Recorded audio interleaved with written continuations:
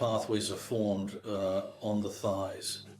So here we have the main vascular bundle, which is located right here, specifically between the muscle groups of the adductors, the adductor muscles, and the quadriceps. This main bundle is positioned in this area right between these important muscle groups.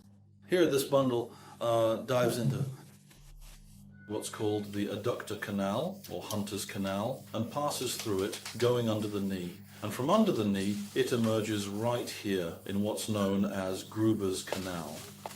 All right, so Gruber's canal runs down the middle of the calf, formed by several muscles, and it exits here, and then in turn, it's replaced by the next collector, which is Richet's canal. Well, to be honest, you don't really need to know that, since you're not that great with anatomy yet anyway. I mean, the names themselves, well, you can use them to sound smart in front of your clients. So with that in mind, what we need to do now is move the lymph through here, right? Along this straightforward path. So what can we do? The simplest way to move it is with movements like this, right? See? The simplest pass. This is when we're just using a direct stroking motion to move the lymph. But this stroking motion must be combined with a light jostling, right? So why do we need this jostling? Because when we press down, the lymphatic vessels are very delicate and they can easily collapse or stick together. This is why, for example, in the Pascal Koch system, the movements are done in these wave-like motions.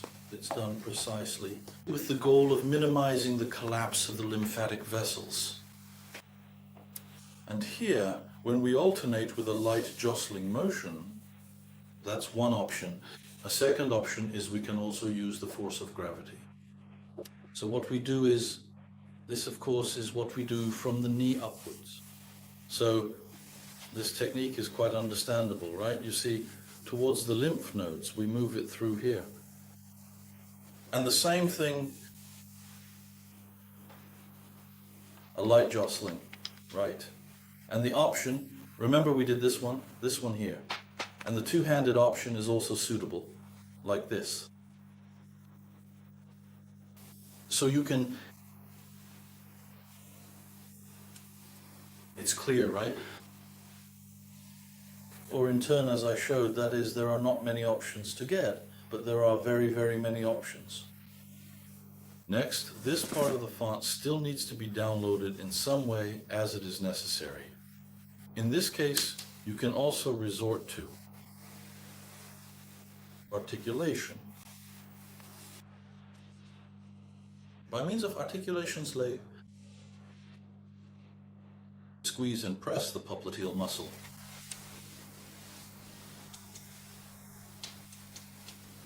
And the metallic element iron, thus lymph flow. Another option you might consider is to gently pump the popliteal notch using this simple articulation technique. Just place your palm underneath it and slowly swing your leg. Naturally, the popliteal fossa is effectively pumped. And here, as you can see, the area expands and narrows. That is, naturally, surge occurs here too. You can supplement it artificially like this, or like this.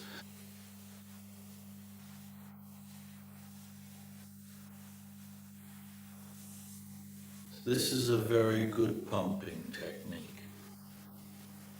And again, a light vibration on the verge of sweating will not do any harm. This is approximately the main drainage system. Sometimes it happens here that the accumulation is so intense. But here we are moving and at the same time making a slight surge. This is how the main drainage is articulated, meaning how it is structured and connected within the system. Next, we can proceed to the following steps in the process. To be done. Tissue drainage, that is the movement of fluids and substances through our tissues, is an important process. Although I would like to, after the legs have been freed a little, at least a little more so to speak, it is also important to make the lungs completely filled with air and smoky, or rather, to fill them thoroughly with air. This can be achieved by taking at least a couple of deep, slow, and deliberate breaths in and out, exactly in the same mode as when the legs were previously raised. That is precisely what these breaths are for, to help facilitate the process and support overall tissue drainage and oxygenation. And deep exhalations, because it is precisely here that our lymph conducts deep breathing, and by moving the legs and the filler, we slightly compress the abdominal area. We promote the natural outflow of fluid from here. And accordingly, it is important to make sure that our muscles here are relaxed. You see, when I move my skin, it moves, which means the muscles here are moving. If the muscle were tense, oh look, you see there's tension down here. See how the skin doesn't move up? It moves down, see? It won't move up at all. So that's the tension in this area. There. And accordingly, because of this tension, you see the navel is pulled, and it's indicated right here. But those are elements of a different analysis. You don't need that for now.